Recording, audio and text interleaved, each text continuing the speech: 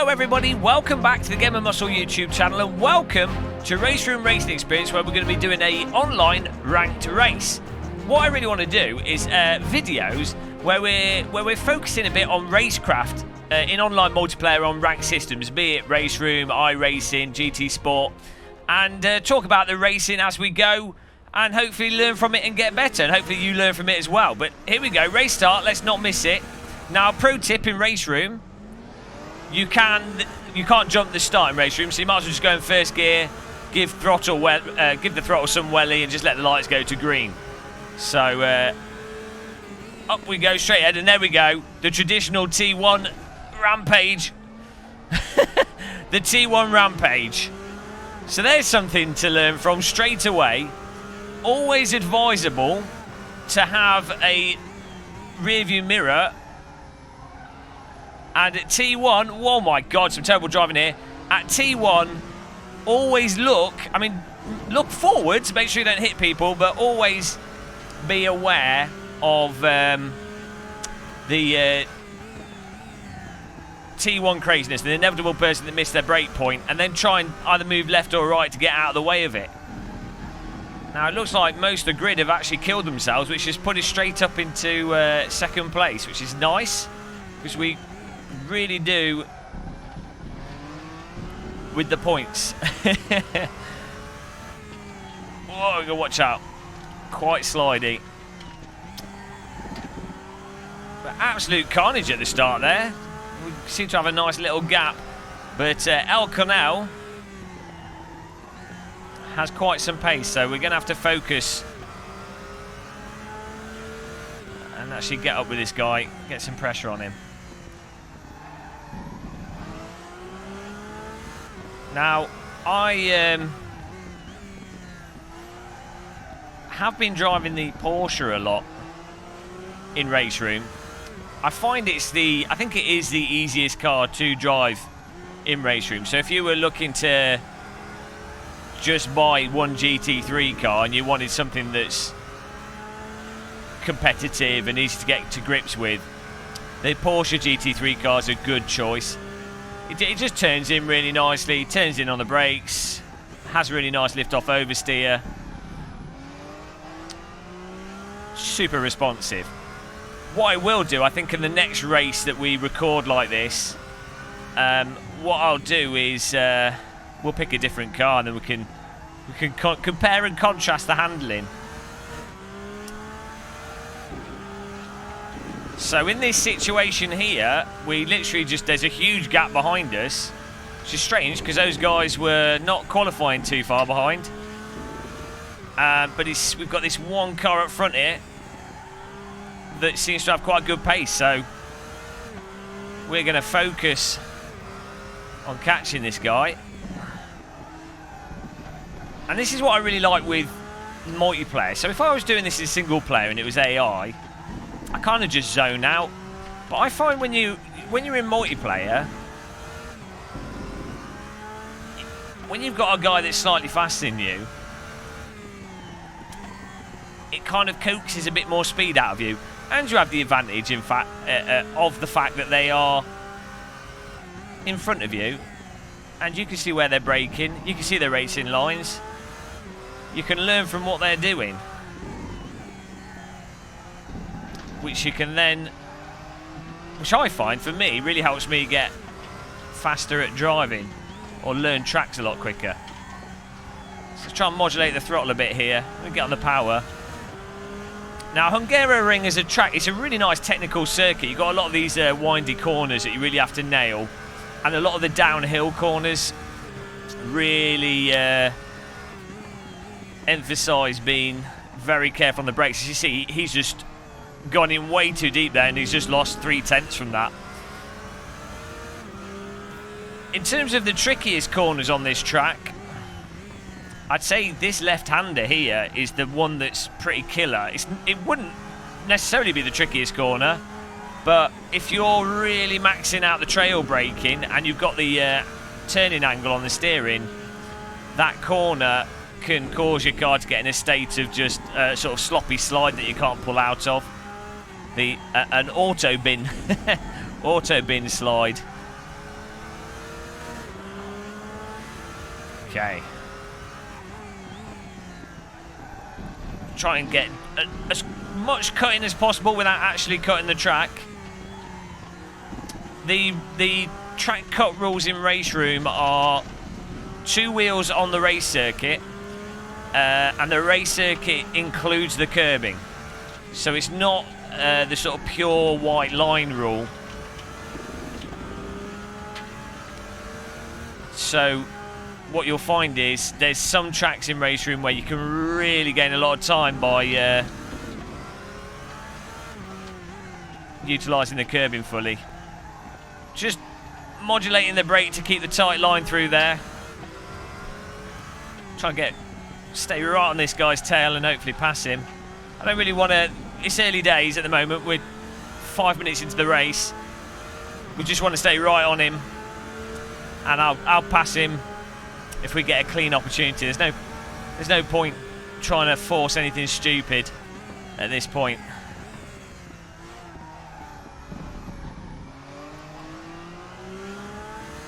The thing with the Porsche is you don't necessarily have to be doing the little dabs on the brake to nose the front in round the corners. Often just lifting off on the throttle is enough. So you see there, we just lift off the throttle and straight away it nosed the car in. Though I actually probably didn't need to lift off there, we lost a bit of time. I do find though, when you've got like a load cell brake and you've set it up just nicely, you can use little dabs to keep the car on the tight line through a corner, which can actually gain you quite a significant amount of time if you're doing it correctly. I'm literally just stroking the brake pedal to control the car with the brake pedal, as opposed to, I'm not really trying to slow the car down. You can't do that. Well, I don't think you can do that unless you've got a load cell pedal. It's one of the really big advantages of a load cell pedal on top of the actual precision braking that you get from it, and the ability to sort of stamp on it and modulate it quickly. Right, this guy, he's got good consistency. I think I do have more raw pace in him. So I think we're good. We should be able to beat him. And this is another thing. You can, if you're catching on the car in front and not just catching because you're in their draft, if you know that you've got more pace than a guy, which you can normally, as you can see here, we do, it seems to me like we've got more pace than Mr. Connell. So if you know you've got more pace, then you know you don't have to like do anything crazy to get past him. You don't, you know, you don't have to strap explosives on yourself to get the pass. You can kind of bide your time a bit and then increase the chance that you'll get a pass without dying. And you know, if you, well, in this case at the moment we've got quite a gap between the cars behind us. I don't know what happened there. But if you've got cars close behind you, and obviously, you know, you contact the car in front that you know you're faster than, but you decide to do a needlessly risky pass, you know, you're increasing the chance of losing 3 or 4 places for the chance to just gain 1 place. So, with 11 minutes left in the race, the sensible thing here is to just try and stay as close as possible to him, see what he does, and see if he makes a mistake. Now, I think it would be a different case if we did have a car behind us that was also gaining on us because the car in front was slowing down. In that case, you really do have to force the issue to get past the car in front, because you've got the risk of the car behind you causing an accident or just passing you. So the joys of racing. I think that's quite cool with racing though, how depending on the cars behind you and in front of you and the speed of the cars in front of you and behind you really informs how much risk you should be taking and where you should be taking the risk. It's not just a case of go fast and win. Well, it is, but you know, also with consideration. Right. The sneaky boy's just got a bit more pace. We need to... here's me talking about us being faster. We need to get hammer time.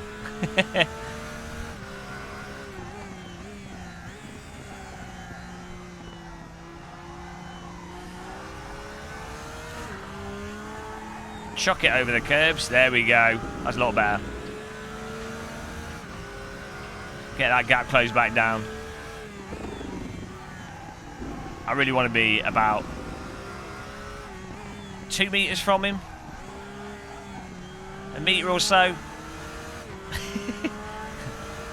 Boil him. Boil the kettle.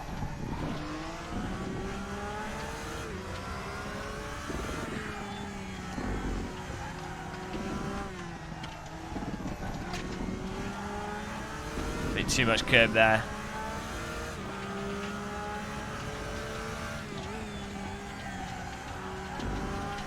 He is driving quite consistently though. He's not making any obvious mistakes on any particular corner. A good thing if you're behind a car to do, obvious tips here, but I'm trying to be helpful. A good thing to do is if you see a particular corner that the car in front of you is slow on, or takes the wrong line on, or brakes too early on, if you have a chance of like a couple of laps of driving behind them to gain the intel, you can then, you note that down, and you're then like, well, they're probably going to consistently do that. And then that might be the good opportunity or opening for making a pass on them or putting extra pressure on them. AstroTurf my car there, getting into trouble from the marshals, a bit off-road.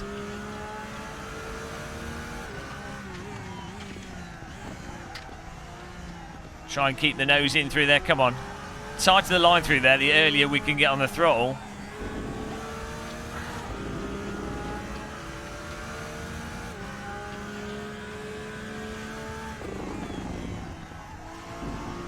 He seems a bit slow through that. Just be really careful with that dabbing of the brake.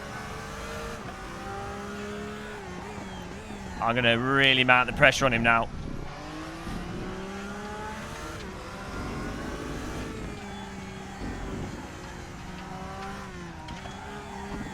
Turn the gas up. Come on.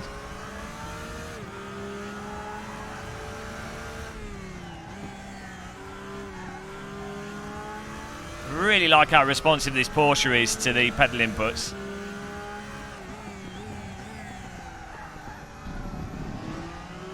Oh, just flowing over the curb there.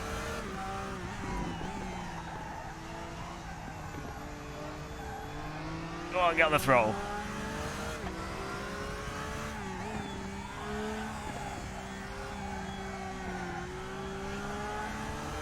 He doesn't seem to be feeling the pressure. 7 minutes. This is nice, nice driving.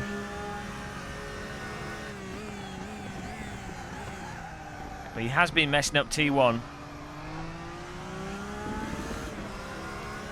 BMW driver, so he's obviously going to just drive straight into us.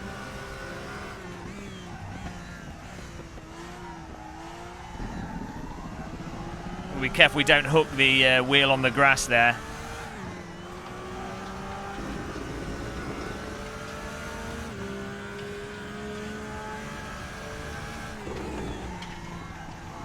Should start to be seeing steam coming from his cockpit. He's not making any silly mistakes though. He's not flopping out or braking extra hard or anything. He got on his brakes a bit early there and took a very wonky line through that though. He might be cooking. Now the thing now is that we've got to be super careful that if he does make a mistake, we don't plough into him.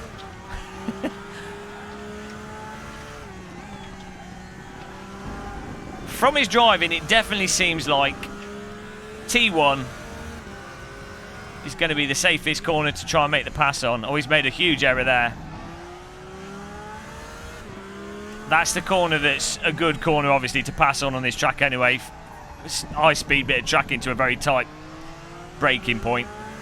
Typical overtaking corner. But also this driver's making mistakes there, so... But he's getting a better exit than us on that on the final corner.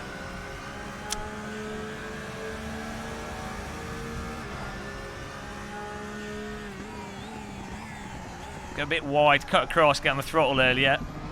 Maybe. No. I carried too much speed into that.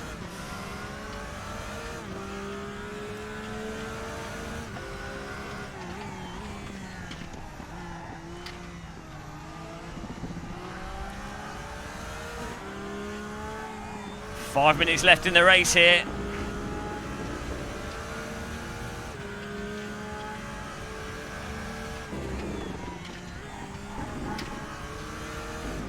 Yellow flags. We've got do have this situation of the back markers potentially coming into play.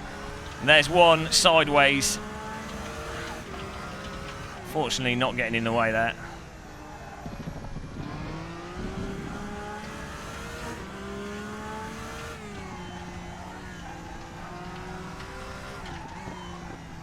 Part of me is hoping that us driving this close to him will force an error, but we are running out of time now, so we are actually going to have to go for a pass. We'll get close.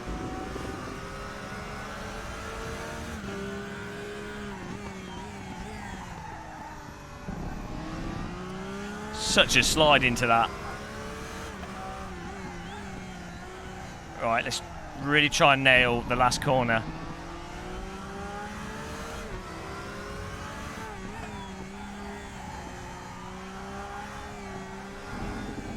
I'm taking too tight of a line through the last corner. That's why we're losing speed on the exit. But might be all right here. Let's see.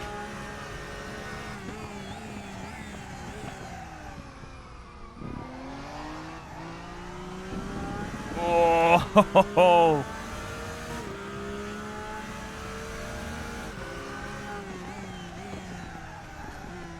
Oh, he's a little bit slidey there. Fantastic driving.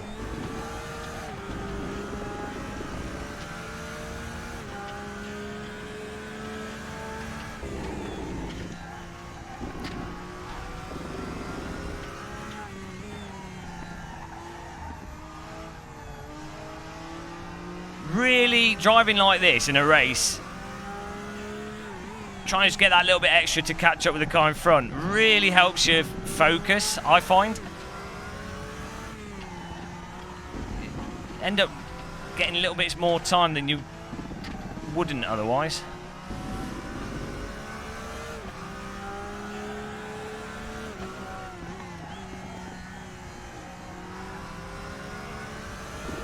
You can see we're 5/10 up on our best lap.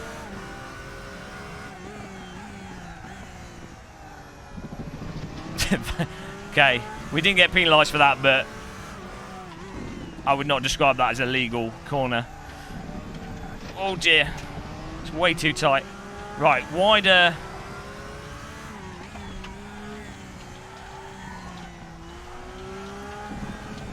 Still messed that up. I kind of feel like the wider line, it doesn't hook up so much for me, but no, that's one for the comments there.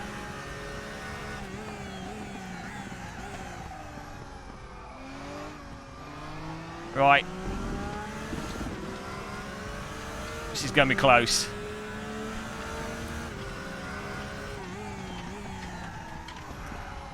Bit of counter steer there. As you can see by the delta going up, this guy's actually pulling time out himself.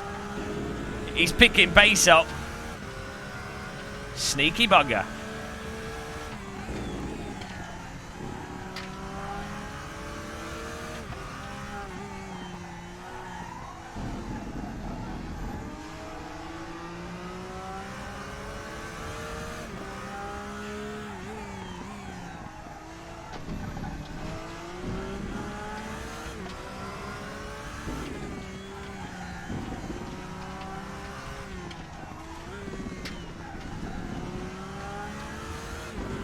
My new lines are not helping. Come on.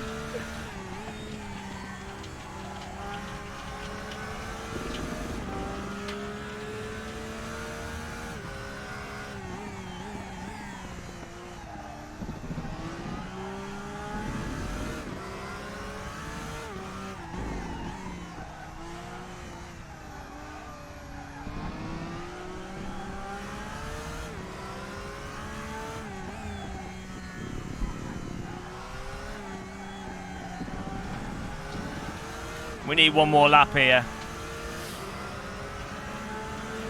Oh, I totally messed it up. We might have left it too late here.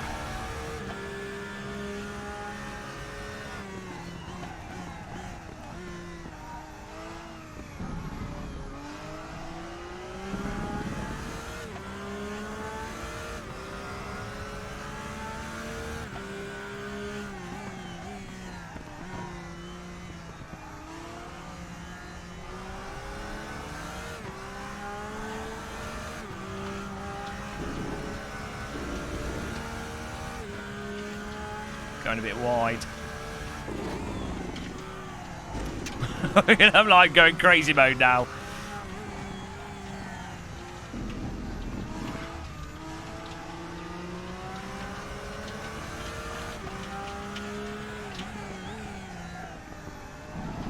Really have to get there, come on.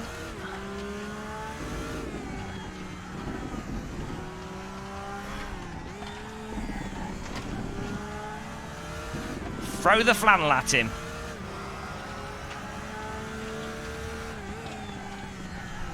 Oh!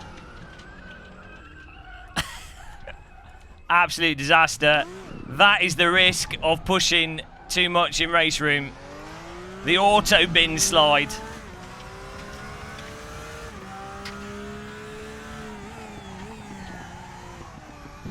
You hit the limit, you get locked in the slide. You have to not push that much. I've been punished. we should have attacked earlier. Maybe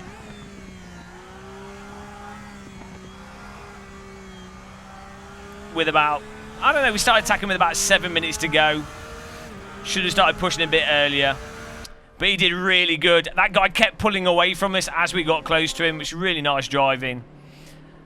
And so that's a good example of not pushing enough, soon enough, and then going full lunatic mode to try and recover. Don't go full lunatic mode. So we've had some lessons in that one. Push a bit sooner maybe on the car in front. Anticipate that they will respond to us pushing, and they gained another 5. Well, we were going up another 5 tenths or so. So they were driving faster with us behind us, and they didn't make any mistakes. So you can't guarantee that being behind someone will force a mistake from them. It's kind of likely that it will, but not always. So I think next time in the same situation, we'll push them earlier. Maybe even try and get a bit closer to them. Maybe being more aggressive on that first corner, which we knew that they were slower on.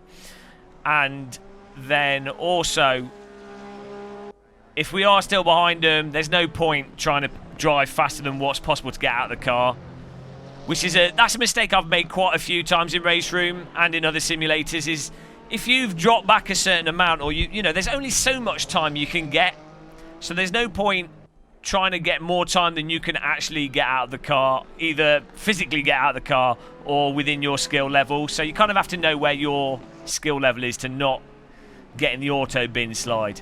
But absolutely fantastic racing. Let me know in the comments what you thought of the race, what you think we could have done better, what you would have done. Well, you would have won it, obviously. Everyone else would have just done the perfect thing. But it'd be interesting what people think. Let me know what you think of these videos, if you think this is a good idea. And you know, I would imagine by the end of the month, we'll all be Alien Sim racers from this. But well done to El Cornell, Dunlop Motorsport, bamboozled us. We still got a healthy second. Well done M. Stefan in third, D. Pavito in fourth, and well done the rest of the grid that spontaneously combusted. But it's really nice actually having that close pressure racing with the guy at the front, so appreciate that. But yeah, until the next video, guys, click the like button, click the subscribe button. Happy tea drinking. Goodbye.